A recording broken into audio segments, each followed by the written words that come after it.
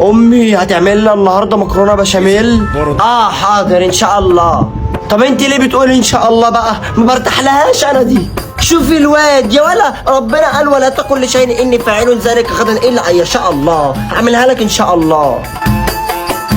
ايه يا امي، انا اتجوزت وخلفت، هتعملي لنا بقى مكرونه بشاميل امتى؟ حاضر يا حبيبي هعملها لك ان شاء الله. يا ستي ما تقوليش ان شاء الله، قولي والله. احلف ليه؟ انا مش ضامنه عمري، يمكن اموت دلوقتي، ما احلفش. لا انا هعملها لك ان شاء الله.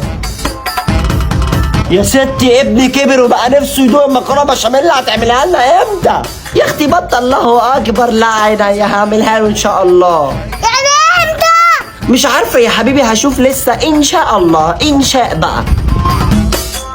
يا ستي ابني كبر واتقلب بنت من كتر ما نفسه في مكرونه بشاميل. لا اكلها امتى؟ ما شاء الله الله اكبر، برضه زي القمر. حاضر هعملها عشان خاطره ان شاء الله. يا حاجة طب انا مكرونة بشاميل امتى؟ يا حاج عيالي كلهم كبروا واتجوزوا ولسه ما اكلتنيش مكرونه بشاميل. ان شاء الله دي هتيجي امتى؟ ربنا امتى هيشيء؟ الله اعلم. هنخش في علم الغيب. انا قلت لك ان شاء الله. ان شاء بقى، ان شاء لسه ما شاءش.